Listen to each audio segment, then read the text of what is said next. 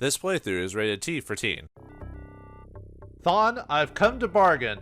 Well, with my gun. Greetings and salutations, viewers. Vauldemare here with the finale of Shadowrun for the Genesis. In the last episode, we finished talking to the dragon, got the scale. Spirit Eyes told us about Thon. We went to Frosty. Frosty told us about her master Harlequin, and Harlequin told us to go find Jarl, and Jarl was in the rest nets, but he wasn't there.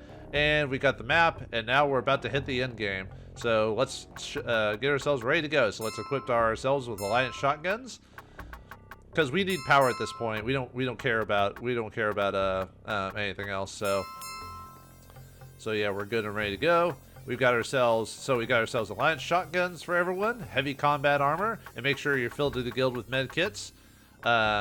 Same thing with Stark here, just in case we take damage, because we will take damage.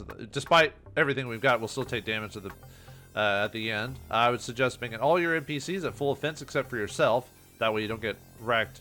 Although we probably will breeze through this, to tell you the truth. We will take damage, but if you're not this high as level as I am, then you can probably do this at like level 9, or sorry, skill 9 and whatever like you're working at. So these are my tributes right now, so everything's maxed out except for strength, but strength doesn't really matter. I never really had to mess with melee in this game. I said there were enemies that were tougher that you could use melee, but really came to a point where I didn't even have to worry about it. But yeah, everything's maxed out.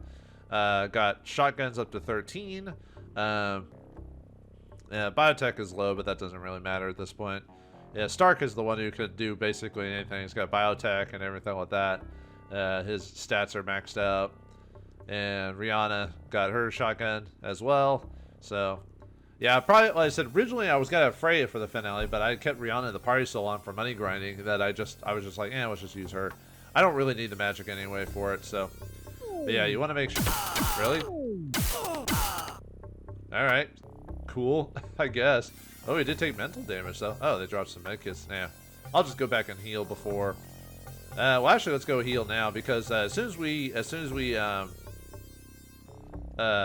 talk to Harlequin and tell him to go on with the plot, we'll basically go to the finale. So yeah, that's pretty much it. This will probably be a pretty short episode depending on how things go. I thought about ending it before talking to Harlequin the first time in the last episode, but still weird that talking to her doesn't really get you anything except she mentions Stark, but that's it. So I guess that's the point. So okay. Alright, back to the pulley appearance for that. So yeah, the only problem with the Alliance shotgun is lack of clip or low clip use, but we should have enough. Even with that, we should have enough power and clip use for that. But I'll go ahead and buy more clips. I actually forgot to do that. Okay, we're good on that. Good on that. Okay. Yeah, there'll be plenty of clips. But yeah, I guess I could talk about, well, we'll talk about that during the end of the game. I was about to talk about the game itself, but I was like, we can just do that after the credits and when the game ends. Just on all the details. I probably could have gone and gotten all the contacts for people before doing this, but a lot of the contacts aren't really necessary. I think I explained most of them pretty well, like what they could do. So, all right. Hello again, Joshua. You have bought my time with your pain. Spend it as you wish. I have some information for you. You show Harlequin the map you retrieved from Renraku and the map you took from Vigori and Jarl. Impressive. This shows the exact location of Ellisia's tomb, if one is familiar with these landmarks. If Vigori had these maps, then Thon must be very close to finding the tomb. There is no telling what artifacts are in that tomb. I will not stand idle and let that mockery desecrate the final resting place of such a noble warrior. Harlequin is half standing, his knuckles bone white where he is clenching the chair. Suddenly, his animated features go slack as he slowly slinks back into his seat. He speaks with quiet determination. As we sit here, Thon may already be at Ellisia's tomb. Joshua, you must go now to assemble a team to destroy Thon. We now have very little time, so equip your team well, and when you return here, I will have arranged for your transport to the tomb. Harlequin fixes you with his piercing gaze. I beseech you, Thon must be stopped and an elven myth preserved. I'll prepare things on this end for your return. He says you don't have much time, so this is where the game basically says, so if you haven't really prepared yourself, you need to do that. And if you've been doing this all by yourself, the game suggests getting 3 characters, and I would suggest that too. You could probably do this by yourself, but it's just easier if you have 3 characters. So what we need for the final battles, we need 3 runners, which is obviously yourself, so 2 other people. Really, it's probably better to, if you're not a samurai, bring a samurai character like Stark or Ellisia, Two-Fist, or even Mars. If you've had him for so long because of how cheap he is, he's probably strong enough by this point to be on par with Stark, depending on how you've been using him. Make sure you have heavy set of combat armor. If you chose to side with the Mafia for whatever reason, then make sure everyone has light combat armor. Make sure everyone has an Alliance shotgun if you're going with shotguns. If not, you could use your Predator pistols. But we just need pure power at this point because we don't have to worry about stealth or anything like that. But if you want to use your pistols, that's fine too. But you should have enough money by the game to be able to swap out to shotguns. Too bad shotguns can't be customized like with accessories and stuff like that. But that's just how it is. Make sure all your tributes are maxed out. Make sure whatever stat you use to attack with is maxed out. Have one of your characters maxed out with biotech. Have everyone's shotguns maxed out at 12 or 13. And sorcery at 12 if you've got a sorcerer in your group so they can do more damage with their spells and everything like that. But if that's it, you're ready to go, which we are. So let's walk back in. He'll be ready to go. Are you prepared for the trip to Ellisia's tomb? Yes. Harlequin takes you to the sleek VTOL craft whose body bristles with communications and jamming devices. A harried ride with Harlequin at the stick takes you to the entrance of Ellisia's tomb. Harlequin gives you a hands-free walkie-talkie. What happens in the tomb is up to you. I'll take care of things out here. What? Why are you taking care of things out here? Why can't you go in with us? Why can't you be another runner? We could use another powerful character, even though we're probably just as strong as if not stronger. But it doesn't matter, so... Oh yeah, also make sure you have all med kits in all of your empty slots. I ended up selling the mag key lock because I don't need that anymore, and decided to buy just med kits for everyone. So Harlequin holds up a hand and stifles your questions and ushers you to the tomb. Good luck, my friend. May we meet again. You take a deep breath and fresh air and a last look at the forest. Nodding to Harlequin, you turn and walk into the tomb's antechamber, noticing that the stone doors were literally ripped from the entrance. Alright, yeah, we're fighting his minions here. Yeah, you have to fight like a ton of people in here, so yeah, no, you kind of want to have backup and everything like that, so otherwise you'll never, you might be dead, so. But, did we even take any damage? I don't think we did, actually. Huh. Anyone else in here? Nope.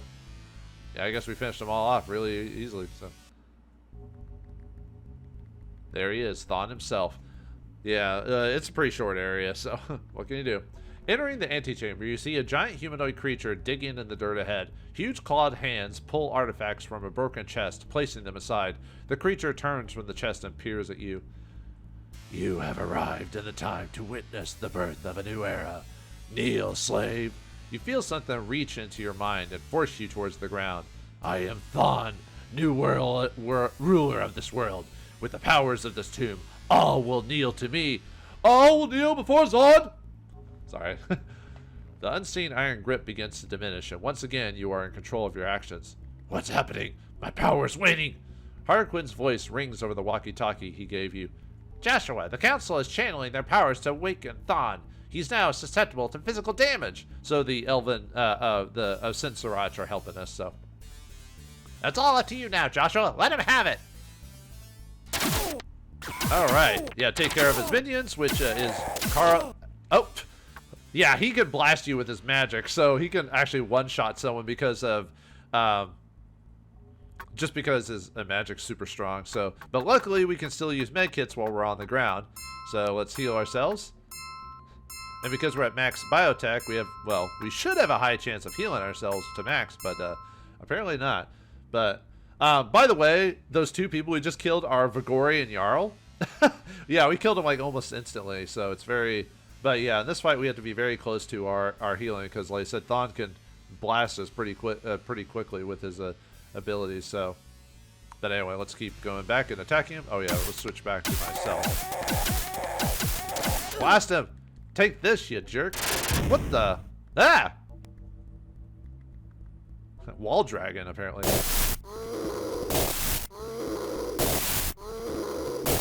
Hey, thanks, thanks, Licortrix. Yeah, Licortrix basically finishes him off, or at least weakens him for us after we did all that damage. So, Licortrix's head swivels towards you. Yeah, you know, Licortrix popped out of the wall like a gosh darn Kool-Aid man. Oh yeah! I told you need my help. I told you my help would be needed, human. His razor-sharp teeth gleam as his voice fills your head. I have Thon under my will at the moment, but soon he will overcome me. You must destroy him. That's what I've been trying to do. When I can no longer contain him, he will attempt to flee the tomb. Its walls are lined with the magical ore, orichalcum. You must blast the opening of the tomb as he attempts to escape. This will serve two purposes: to crush him with the ore and permanently seal the tomb from others. Can you do this? You bet. Then get to it, my friend. The fate of this world is balanced upon your actions.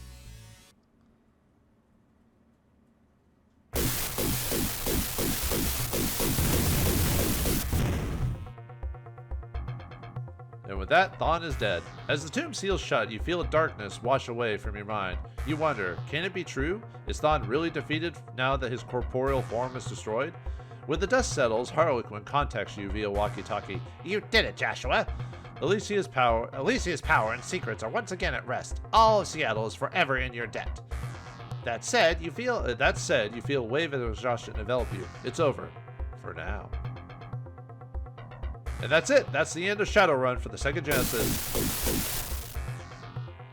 Thanks FASA Entertainment and the Sega of America for making a fun game like this. Unfortunately, the game didn't sell well enough to make a sequel. But yeah, they were thinking about doing another game, but unfortunately it didn't sell well enough. The Super Nintendo one actually sold better than this one. What can I say about this game? This game is definitely a mixed bag overall for me personally. The reason is because I feel like because I'm more of a story guy, so I want more of a story to wrap onto. And there is a story here, but it's in bits and pieces. You have to figure it out yourself. So this game was designed to be almost like the tabletop game. So if you're making a character and playing tabletop, this is how the game master would run the game for you. And you can take as much time as you need to get to the plot, depending on your game master, and then you finish it. It's pretty quick and abrupt. But the Super Nintendo one plays more like a standard game where there's a clear points of story that you go through to get to the end. And it's pretty much, and there's not a whole lot of loosey-goosey stuff. You pretty much have to, there is some side stuff you could do, but pretty much you go with the plot. This one basically lets you do whatever you want to get to the plot. Also, the difficulty is a hard pill to swallow for some people who play this game, because when you saw that at the beginning, it's hard to survive even when you play the samurai.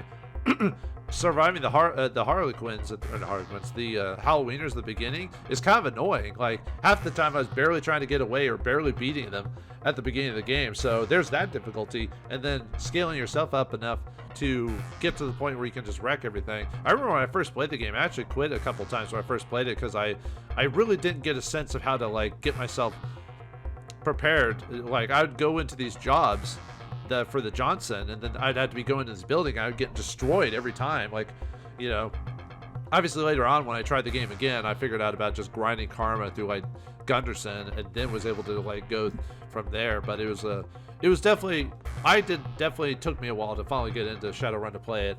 I think it's still a very fun game, but it suffers from, like I said, a weird difficulty spike at the beginning, because after that it gets really easy, really. Well, sort of. I mean, the end game can be difficult too. If I wasn't had the heavy combat armor and everything, I probably would have had a lot more danger. I only used a couple of med kits. I kind of over prepared, to tell you the truth, but it was still necessary to do just in case. But the benefit of the fun part of this game is there's a few, like I said, the being able to do it however you want, all the different Shadowrunners of different eras, the Shadowrun jobs, although those do get repetitious rather quickly, and a lot of the game is you basically grinding Nuyen and Karma over and over and over again. At least with the Super Nintendo game, it seemed like I didn't have to grind as much, even though I still did. It was easier to do it to get to the end game but in this game you really have to work on doing the same jobs, so that's why I was doing Matrix jobs by the end. It was just easier to do that. Not saying I couldn't have done acquisition jobs and stuff like that, because at my level I could just went inside and just wreck places, get some corp badges and just walk in and do it. So overall, maybe I should have done a better job of like showing different jobs, or maybe showing all my grinding on screen just to show what I was doing. But I don't know. I feel like that can get tedious for a while, for at least for people watching. So that's why I tried to do a lot of it off screen, especially near the end there. Maybe I could have spaced out episodes better, because there were some episodes that were longer than others because I either wasn't paying attention or I felt like I needed to get enough info out during an episode, like if I was doing a run or something like that. The story is pretty straightforward. I wish Thon had more of a presence than being something at the very end, but then again, we were solving a mystery to do that. Solving the three pathways, whether it be the David path, the Mako path, and the Caleb path, which you have to do all those to get to the end anyway, but you get your choice on how to do it. Obviously, this game has a lot of frustrations, bugs in the game. You feel like certain things weren't fully utilized, like maybe they had to rush this game out for release. I feel like there's way too many things, especially the end game. You just get to the end game and boom, boom, boom, and that's it. Like I said, the whole rat's nest, you just walk in there. There's no like mini dungeon. There's no fight with Jarl and Vigori, even though you do fight them in Thon, but you don't know that's Vigori and Thon, Vigori and Carl or Jarl, because we never actually see what they look like. They just look like generic dudes. So I wish there was. I mean, at least when it came to cosmetic sprites, at least they made all the runners different, except for Stark, who looks basically just like you. Oh well. I'm trying to think what else about the game. All the hidden, there's a lot of vagueness in the game too, like where you need to go. Like, I guess the game just expects you kind of just talk around and do missions and just kind of figure it out. Or maybe if you went back to the Matrix, maybe certain things, like certain information pops up that I didn't figure out before. Because I'll admit, I played this game a bit, but I haven't figured out 100% everything. It took me a while to kind of, and with the help of people online, figuring out all the like intricacies of the Matrix, finding maps for stuff that people had already done a long time ago, had already figured all that stuff out. I don't even know if I figured out all like some of the secrets or little details about the game, like that I might have missed a reference or two or something like that. I know I didn't get all the context of the game, but I explained most of what most of them did, so there was that. Probably could have shown off that dialogue, although if I had really skipped a lot of stuff or did everything, this still probably wouldn't have been a very long playthrough. That's why I didn't have hour-long episodes all the time. I was trying to get just enough information, then go on to the next thing, because otherwise it'd be like other series of mine where it'd just be like super long and kind of convoluted. But I hope I showed at least most of everything off anyway. Most of the mission types, all the side quests, all the items you could get. I didn't really do wizards, shaman, unfortunately. I was actually, like I said, I was going to hire Freya for the ending. And like I said, at a certain point, I was like, do I really want to grind with Freya just to get her sorcery up to 12? And I was like, nah, I'll just use Rihanna. And as you can see, I didn't really need to worry about it too much. I guess I kind of wish I had used different Shadowrunners over the course of the game, but really this game almost wants you to just, as soon as you get a character, stick with them and build them up, and that's it. I could have built up some of the lower, weaker guys and made them super strong too, like Mars can easily become as strong as Stark. Same with, was it Trench or whatever, the wizard? He could also be really useful before you get Freya. But yeah, I wanted to use the best characters, and that way I didn't have to grind too much for it, even though there was grinding in the game. So I'm probably like talking in circles overall, but overall the game was very fun. To me, anyway, I kind of like this type of stuff. Now that I'm more aware of what the game is and what it can do, I more enjoyed it than when I was younger. I was about to say as a kid, but I think I was a teenager when this game came out. I like the music in this game. It has definitely a Shadowrun theme, the kind of cyber tech, electric type of music, especially in the bars and stuff like that. Not a whole lot of tunes, but just enough to get the setting. Like I said, the story is pretty straightforward. It's a standard tabletop adventure type of mystery, so nothing really big there. I kind of wish they'd made a sequel just to see what it would have been. I bet there's probably information online that probably to probably figure out what a sequel would have been like. Would you play Joshua again, and who would you have gone against next? I assume they would have just gone to the next step. Although we did deal with a powerful spirit, which is a pretty high-end power type. Maybe we would have dealt with a corp, like completely, even though we dealt with Renraku. But trying to think what else about the game. Obviously my gripes with the game is like the Matrix stuff eventually gets kind of tedious at the beginning because of just like, especially if you haven't built up your evasion, which that's still like, I can't believe the game never tells you evasion helps you to hit. Yeah, your other stats do help, like computer and intelligence and stuff like that, but getting evasion helps a lot more. You can't just go through the game and not get evasion, so you need at least evasion and masking just to bypass, because if you don't have that stuff, it's tedious. You saw some of the episodes where I was just like trying to hit the thing. I was just like, oh man, come on, just trying to get it. I mean, I could have beefed it up, but I thought at that point I was like, well, I'm almost at the point where I'm just gonna start upgrading my deck at some point to get the Fairlight Excalibur. So oh yeah, there's not much of the credits, by the way. This is pretty much it. I'm trying to think what else to really say about the game. Yeah, I don't know. Like I said, it's a good game, but definitely has its issues.